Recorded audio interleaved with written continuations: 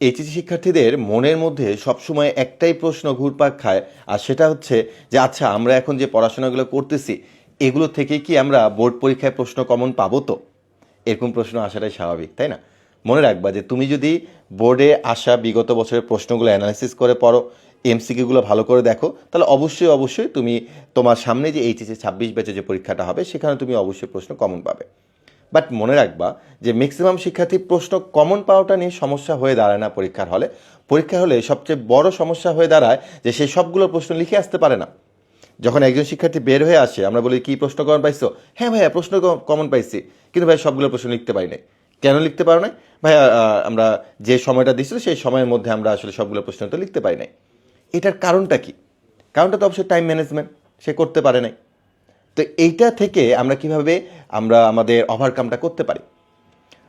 তো প্রথমে আমি তোমাকে বলবো যে তুমি যখন বোর্ড পরীক্ষায় বসবা তার আগে তোমার মধ্যে যে ভয় আছে বা ভীতি আছে এটাকে দূর করতে হবে এবং নিজের মধ্যে আত্মবিশ্বাসীটা বাড়াতে হবে। এবং এটা কীভাবে পসিবল?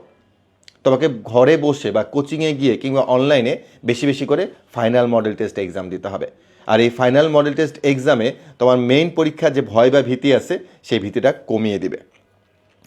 এরপর তোমাকে আগে থেকে মাথায় সেট করে রাখতে হবে যে তোমার যতগুলো সৃজনশীল প্রশ্নের উপর তুমি পরীক্ষা দিবা সেই প্রত্যেকটা সৃজনশীলে তুমি কতক্ষণ করে সময় দিবা। এই কতক্ষণ করে সময় দিবা এটা একদম তোমার ঘড়ি নিয়ে যাবার সাথে ঘড়ির কাঁটা দেখে দেখে যে আমি একটা প্রশ্নে 30 মিনিট সময় দিব নাকি আমি একটা সৃজনশীল প্রশ্নে 20 মিনিট বা কিংবা 25 মিনিট সময় দিব। এটা তোমাকে ঘড়ি একটা ঘড়ি তুমি অন করো বা স্টপ ওয়াচ অন করে তুমি দরকার পরীক্ষার হলে লেখা শুরু করবা যে আমি হচ্ছে একটা প্রশ্নের জন্য এতক্ষণ সময় দিচ্ছি। এতে কি হবে যে শেষ যখন তুমি সৃজনশীল প্রশ্নে যাবা তখন তোমাকে এত বেশি প্যারা খেতে হবে না যে 10 মিনিটের মধ্যে একটা সৃজনশীল প্রশ্ন তোমার কমপ্লিট করতে হবে কিংবা 5 মিনিটের মধ্যে একটা সৃজনশীল প্রশ্ন কমপ্লিট করতে হবে। এমন হতে পারে যে তুমি একটা সৃজনশীল প্রশ্ন ছেড়ে চলে আসতেছো, এরকমটা যেন না হয়। এই জন্য তোমাকে বাসায় বসে বেশি বেশি করে মডেল টেস্ট এক্সাম দিতে হবে। এরপর তোমাকে অবশ্যই পরীক্ষা দেওয়ার পরে নিজের যে দুর্বলতাগুলো আছে এই দুর্বলতাগুলো তোমাকে চিহ্নিত করতে হবে। এখন নিজের দুর্বলতাগুলো তুমি কিভাবে খুঁজে পাবা? তুমি যখন পড়াশোনা করবা তখন কিন্তু তুমি তোমার দুর্বলতাটা খুঁজে পাবা না। মনে রাখবা একজন শিক্ষার্থীর দুর্বলতা যদি তুমি খুঁজে পেতে চাও তাহলে তোমাকে অবশ্যই অবশ্যই এক্সাম দিতে হবে।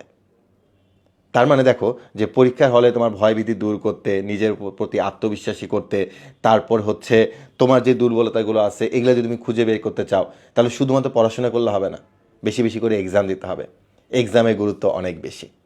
তো এই জন্য আমি তোমাদেরকে বলবো যে তোমাদের এখন যে সময়টা আছে তোমরা যেমন অনেকেই খুব পড়াশোনা করতেছো, অনেক পড়াশোনা করো, আমিও দেখা যায় যে প্রায় 90% সময় পড়াশোনা করি, বাট ওই 10% সময় আমি এক্সামটা দিই না বা নিজে নিজে এক্সাম দেওয়ার ব্যাপারটা। তো এটা তুমি একটু এনশিওর করিও যে তুমি যদি তোমার 10 ঘন্টা সময়ের মধ্যে তুমি 10 ঘন্টায় পড়ো, বাট একদিন পর পর বা 2 দিন পর পর একটা করে এক্সাম দেওয়ার চেষ্টা করো। মনে রাখবা যে তোমার মেধার মূল্যায়ন কিন্তু তোমার পড়াশোনা দেওয়া হবে না, তোমার মেধার মূল্যায়নটা হবে তোমার এক্সামে তুমি কত ভালো করতেছো তার উপর ভিত্তি করে। তো মনে রাখবা যে এভাবে তোমার ডেইলি এক্সাম বা চ্যাপ্টার ভিত্তিক এক্সাম এই এক্সামগুলো তোমার খুব বেশি দরকার।